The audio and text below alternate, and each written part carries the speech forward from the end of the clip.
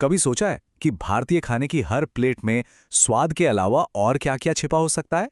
ये सिर्फ मसालों का एक मिक्सचर नहीं है, बल्कि इसके पीछे एक पूरा सिस्टम है, एक प्राचीन विज्ञान जो सेहत और स्वाद को साथ लेकर चलता है। तो चलिए, इस छिपे हुए ज्ञान की दुनिया में थोड़ा और गहरा उतरते हैं। जरा सोचिए कैसा हो अगर जो खाना आप लंच में खा रहे हैं, वो सिर्फ आपकी भूख नहीं मिटा रहा, बल्कि एक दवा की तरह भी काम कर रहा हो। और ये कोई नई या काल्पनिक बात नहीं है, बल्कि सदियों से चली आ रही भारतीय भोजन परंपरा की नींव है। चलिए, इसका एक सीधा साधा एग्जाम्पल देखते हैं। दक्षिण भारत का एक बहुत ही आम सूप रसम।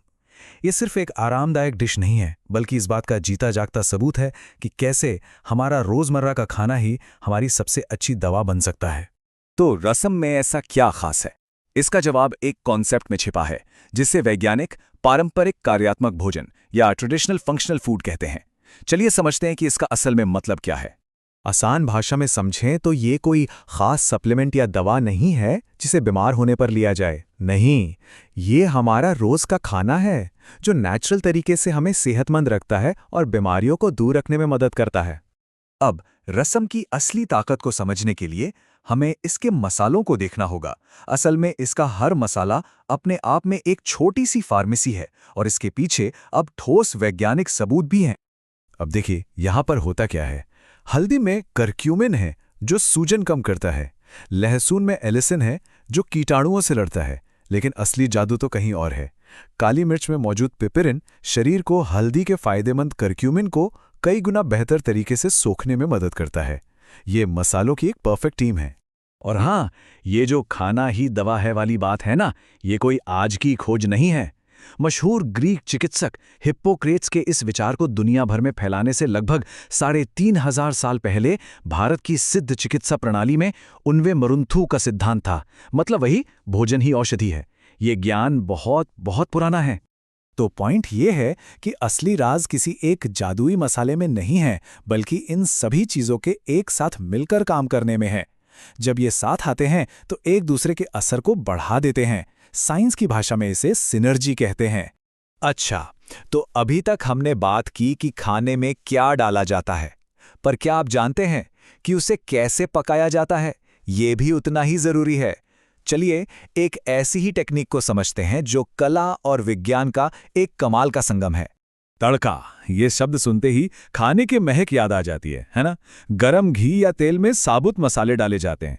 जैसे ही वो चटकना शुरू करते हैं, उनकी खुशबू और तेल हवा में फैल जाते हैं और फिर इसी तेल और मसालों के मिश्रण को पूरे व्यंजन पर डाल दिया जाता है, जिससे उसमें एक नई जान आ जाती है।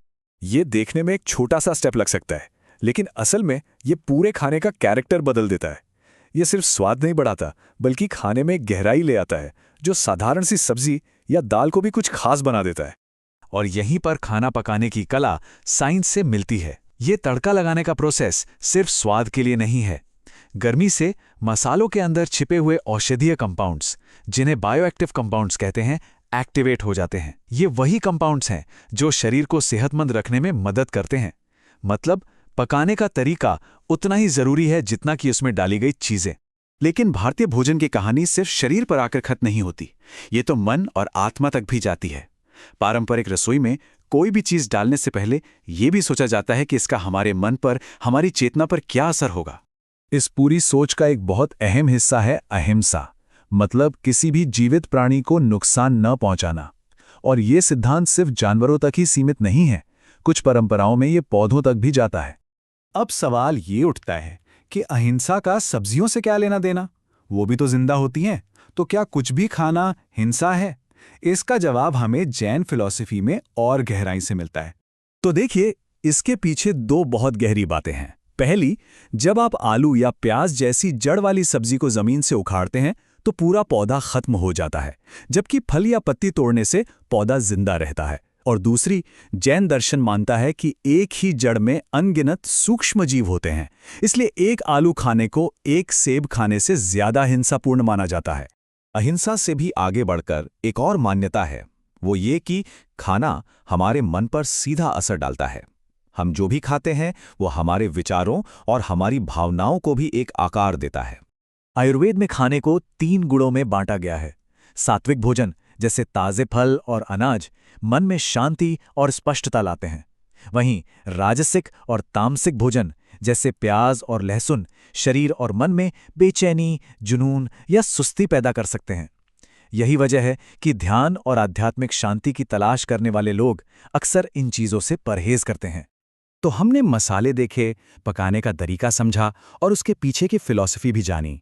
अब चलिए इन सबको एक साथ जोड़कर देखते हैं कि ये कैसे हमारी सेहत के लिए एक पूरा ब्लूप्रिंट तैयार करता है। और मजे की बात यह है कि आज मॉडर्न न्यूट्रिशन साइंस जिन चीज़ों को एक हेल्दी डाइट का हिस्सा बताता है, जैसे फल, सब्जियां, साबुत अनाज, प्रोटीन, वो सब हजारों सालों से पारंपरिक भारतीय थाली का बेस रहे हैं। ये कोई इत्तेफाक नहीं है, ये एक टाइम टेस्टेड डिज़ाइन है। तो ज़रा याद कीजिए, हमने ये सफ़र कैसे तय किया। हमने शुरुआत की एक मसाले, हल्दी से, फिर देखा कि तड़के जैसी तकनीक कैसे उसके गुणों को एक्टिवेट करती है। आयुर्वेद जैसी फिलॉसफी ने बताया कि इसे क्यों और कब इस्तेमाल करना है, और आखिर में ये सब मिलकर सेहत के एक पूरे सिस्टम का हिस्सा बन गया। तो अगली बार जब रसम का एक कटोरा सामने आए तो एक पल के लिए रुकिएगा। वो सिर्फ एक सूप नहीं है, वो विज्ञान, कला और एक गहरी फिलॉसफी का संगम है जो एक साथ एक कटोरी में काम कर रहे हैं। और ये हमें एक आखिरी सवाल पर लाकर छोड़ता है। अगर खाना, दवा, फिलॉसफी और कला सब कुछ हो सकता है, तो हमारी प्लेट पर जो है हम उसे कितनी गहराई से समझते हैं। शायद अब वक्त आ गया है कि हम अपने खाने को सिर्फ पेट भरने की चीज ना समझें, बल्कि एक गहरे अनुभव की तरह देखें।